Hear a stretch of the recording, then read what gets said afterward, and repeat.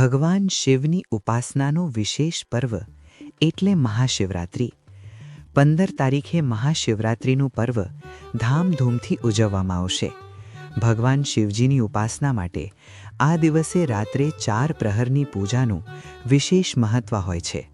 શાસ્ત્રોમાં ઉલ્લેખ મળે છે કે પ્રલય વખતે ભગવાન શિવે તાંડવ કરતા કરતા સમસ્ત બ્રહ્માંડને જ્વાળાથી સમાપ્ત કરી દીધું હતું। તેથી જ મહાશિવરાત્રિને કાળરાત્રિ પણ કહેવામાં આવે છે। ભગવાન શિવે સ્મશાનની ભસ્મ લગાવેલી છે, જ્યારે ગળામાં સર્પનો હાર ધારણ કર્યો છે, કંઠના મધ્ય ભાગમાં વિષ અને જટાઓમાં ગંગા ધારણ કરેલી છે। આ સાથે મનના કારક ચંદ્રને પણ શિર પર ધારણ કરી ભગવાન શિવ કોઈ પણ પરિસ્થિતિમાં મનને શાંત રાખવું, ઉત્સાહનો જાળવી રાખવો એવો સંદેશ આપે છે। આ દિવસ જીવ માત્ર માટે કંઈક વિશેષ પ્રાપ્ત કરવા માટેનો દિવસ છે। તુલસીદાસજી રામચરિત માનસમાં લખે છે કે ભગવાન શિવ માટે ભગવાન રામ કહે છે કે શિવદ્રોહી મમ દાસ કહાવા, સો નર સપનેહુ મોહી નહીં ભાવા।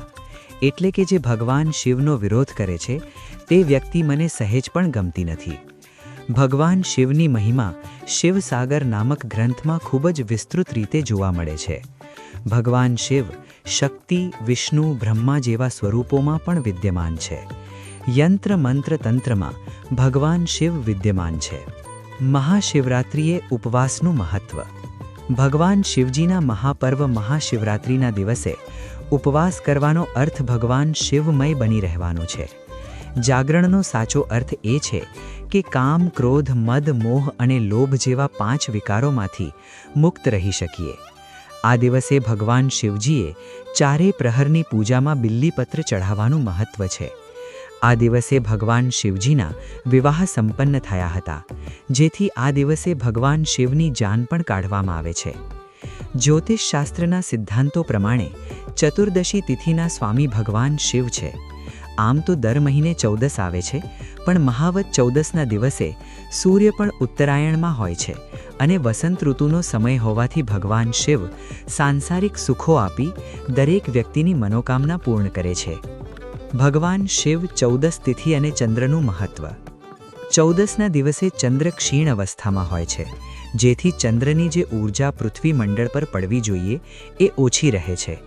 માનવીના જીવનમાં ચંદ્રનો સંબંધ સીધો મન સાથે છે।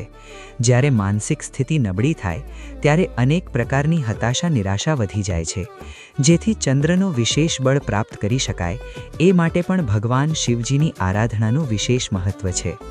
આ દિવસે રુદ્રી, શિવ મહિમ્ન સ્તોત્ર, ઓમ નમઃ શિવાય મંત્રના જપ, શિવ પુરાણના પાઠનું મહત્વ હોય છે। ભગવાન શિવને મહાદેવ શું કામ કહેવામાં આવ્યા? વેદ, પુરાણ અને સમસ્ત ધાર્મિક ગ્રંથોમાં ભગવાન શિવને મહાદેવ એટલા માટે કહેવામાં આવ્યા કે ભગવાન શિવ સમસ્ત દેવતાઓ, દૈત્યો, મનુષ્યો, નાગ, ગંધર્વ, પશુ પક્ષી તેમજ સમસ્ત વનસ્પતિ તથા સમસ્ત જીવમાત્રના દેવ છે। એમની પૂજા આરાધના માત્રથી, મંત્ર જપથી સંપૂર્ણ સૃષ્ટિમાં અનુશાસન, શક્તિ, પ્રેમનો સંચાર થવા લાગે છે। શિવ શબ્દનો અર્થ થાય છે કલ્યાણ, અને એ કલ્યાણકારી દેવોના દેવ મહાદેવ શિવ શંકર છે। ભગવાન શિવની આરાધના પૂજા કરવાથી સમસ્ત દુઃખોમાંથી મુક્તિ મળે છે, સ્વાસ્થ્ય સારું રહે છે અને વ્યવસાયમાં પણ પ્રગતિ થાય છે।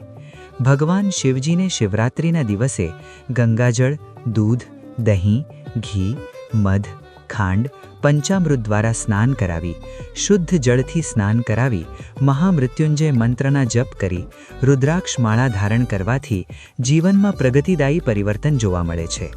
ભગવાન શિવની આરાધના કરવા માત્રથી લૌકિક પરલૌકિક થળ પ્રાપ્ત થાય છે। ભગવાન શિવના અર્ધનારીશ્વર સ્વરૂપમાં સૃષ્ટિનું રહસ્ય છુપાયેલું છે। આમ તો દર મહિનાની 14ને દિવસે શિવરાત્રિ હોય છે, પણ મહાવત 14ના દિવસે મહાશિવરાત્રિ હોય છે। મહાશિવરાત્રિના દિવસે સમસ્ત બ્રહ્માંડમાં સૃષ્ટિ પર સ્થાપિત સ્વયંભૂ શિવલિંગોમાં પૂર્ણ સ્વરૂપે સાક્ષાત શિવ બિરાજમાન હોય છે।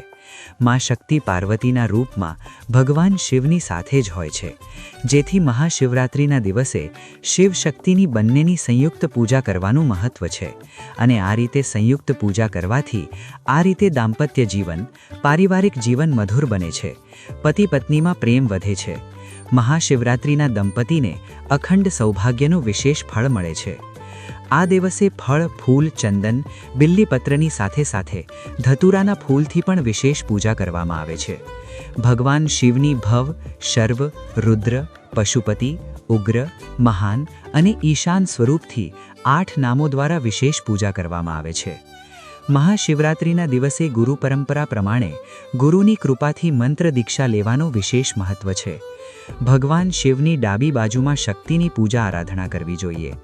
આ રીતે મહાશિવરાત્રિના દિવસે ભગવાન શિવ, દેવોના દેવ મહાદેવની પૂજા આરાધના માનસિક શાંતિ, પારિવારિક મધુરતા, આર્થિક પ્રગતિ માટે વિશેષ લાભદાયી બનાવીએ.